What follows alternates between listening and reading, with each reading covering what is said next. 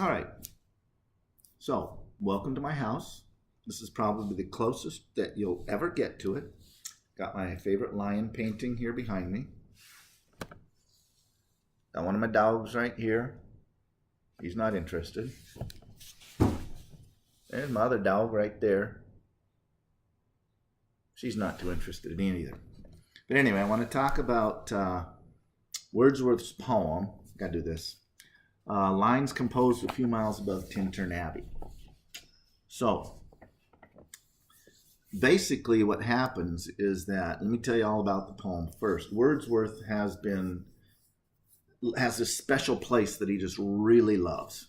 And he's been gone for 5 years. Now you have to understand, we all have our special places, but what people would do is they would rarely get a vacation. I already told you about that. And he's got this special place, the Lake District. We already knew that from the romantic introduction. He's been gone for 5 years and now he's back.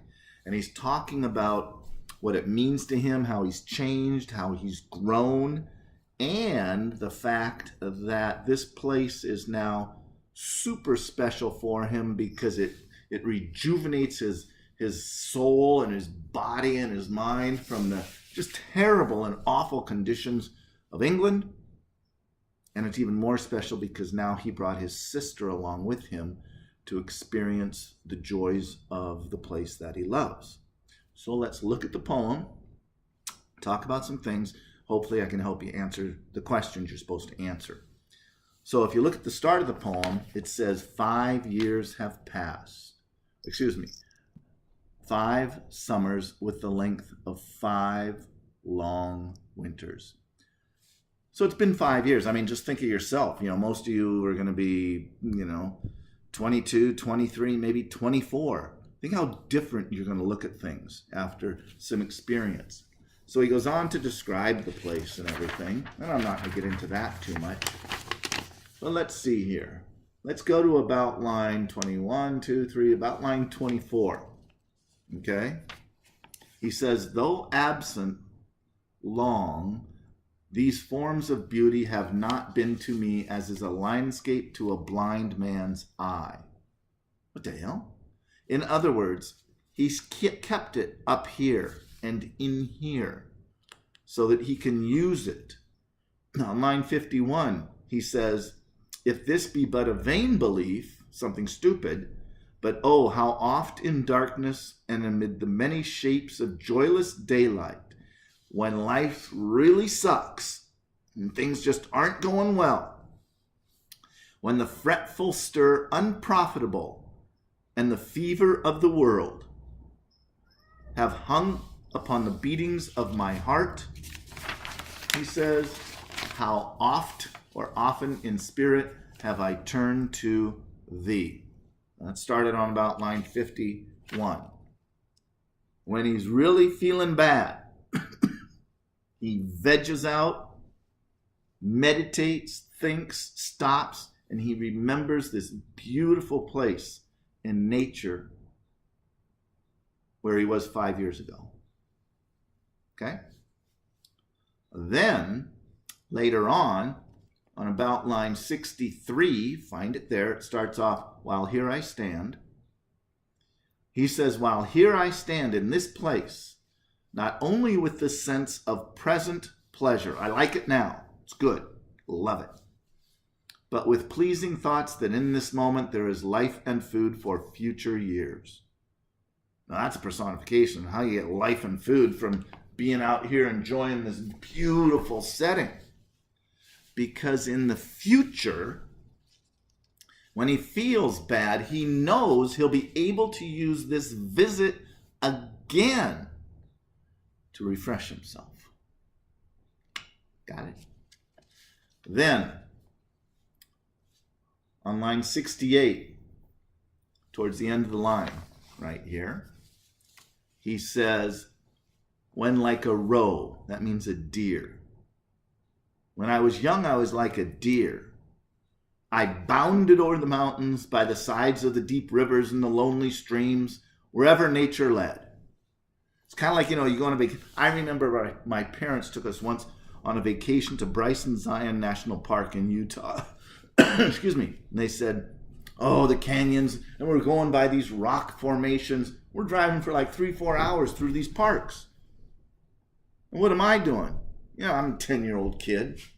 Rocks, rocks, rocks.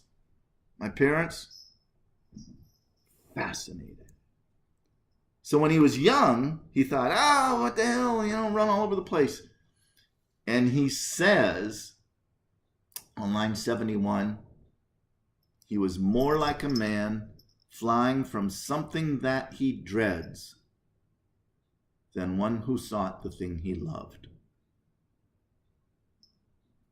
He was running away from himself. He was afraid to look in here. Who am I? What am I? What do I want? It was easier to run away, to ignore, to make fun of.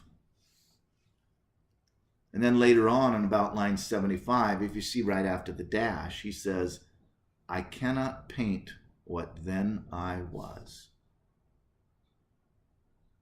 Can't remember what I was like back then. Your parents can try to tell you that they remember, but unless you're in the moment, you forget the excitement of being a 17, 18, 19-year-old man, person, whatever. You can speculate on what it was like. You can remember what you think you were like. But the problem comes then when you try to prognosticate that onto someone else. Can't do that. On about line 80, let's see, 1, 2, 3, 4. There's another dash. And he says, that time is past. You see that part? He says, that time is past. You can't get your youth back. And all its aching joys are now no more, and all its dizzy raptures.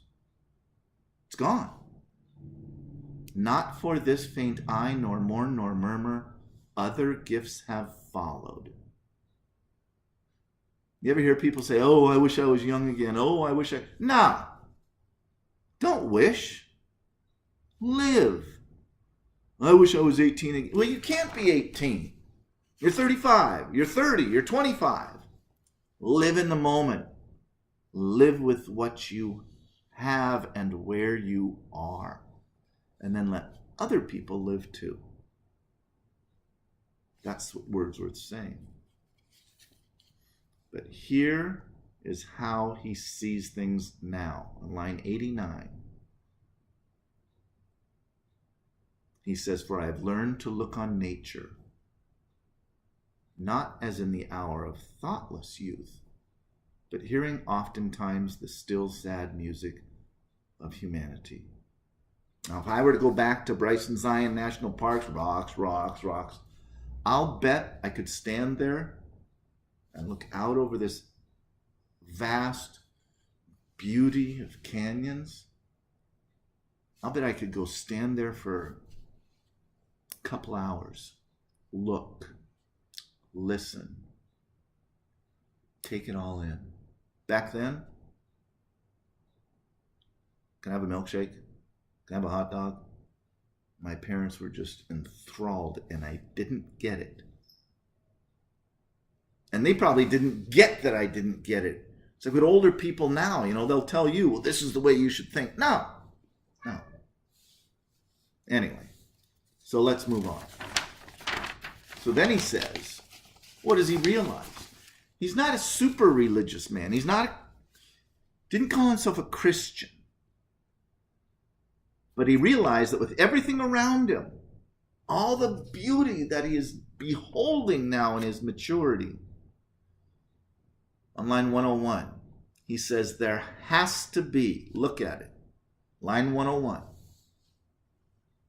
a motion and a spirit that impels all thinking things, all objects of all thought, and rolls through all things. God is everywhere, that's what they say, omniscient and omnipotent. Well, now, he doesn't specifically say he believes in God or Jesus Christ, but he says there's got to be something. Anyway, and this something now Some of you will say that Jesus Christ is your Lord and Savior. Some of you don't believe in God. Some of you might be Buddhist, Taoist, Muslim, whatever. The thing that you truly believe in, like Wordsworth on line 110. Line 110, find it. It starts off with the anchor. This thing that you believe in, whether it is self, family, Jesus Christ, Buddha, Allah, whatever, is the anchor, find it. The anchor of my purest thoughts, the nurse, the guide, the guardian of my heart and soul of all my moral being. It is the it. It is the center of my universe. It's what founds me, connects me to the world around me, to my fellow humans, and to the world, to nature. The anchor of my purest thoughts, whatever this thing is. Then he goes on to talk to his sister. And he says to her on line 117, if you look at it, it says, my dear, dear friend. Find that, because he's talking to her now. He says, my dear, dear friend. And he says, this is why I brought you here. In thy voice I catch the language of my former heart and read my former pleasures in the shooting lights of thy wild eyes. I can see that you're just like I was 5 years ago. Blah, crazy. Let's just go have fun. He says, now just think of nature like this. And she's probably saying, oh, you're stupid, you're stupid. It's kind of like if you have a younger brother or sister, you know, that's like, say, 3 years younger than you, 4 years younger even, or maybe even a year and a half, 2 years younger. You try to give them advice, they're like, you're stupid. But he says this to her on line 126. For nature, she can so inform the mind that is within us, so impress with quietness and beauty, and so feed with lofty thoughts. Nature, the world, can be like this.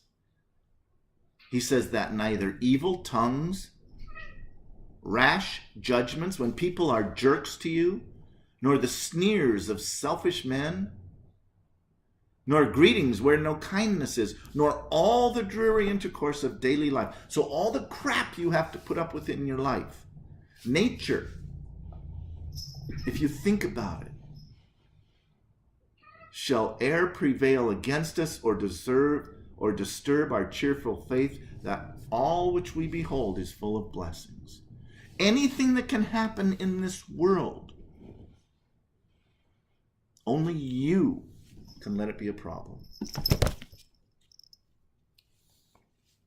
You need to appreciate, love, understand the world around you, appreciate what it is for you. That's what he's trying to tell his sister. Your parents might try to tell you that sometimes, or you might try to tell your younger brother or sister. Anyway. And then he says on line 144, oh then, find that, oh then. If solitude, if you're alone, or fear, or pain, or grief, if you're ever scared, or hurt, or sad, should be thy portion, with what healing thoughts of tender joy wilt thou remember me, and these my exhortations. So if you ever just feel like crap, try to remember this place and what I told you about it. That's what he's saying to her. And then he says, about why this place now is so special to him. On line 157, he says that after many wanderings, many years of absence, these steep woods, this lake district, the lakes, the trees, everything, and lofty cliffs, and this green pastoral landscape were to me more dear both for themselves and for thy sake. I appreciate this area for what it is, but I even appreciate it more now because I was able to share it with you.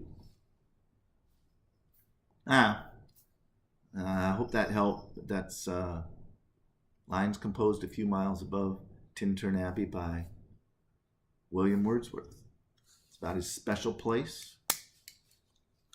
It gives him food, and it's even more special because he got to share it with his sister. So try to answer your questions. Don't give the sub a hard time. And like I always say, just do the best you can. Just do the best you can. Do your own work. Do the best you can. See you later.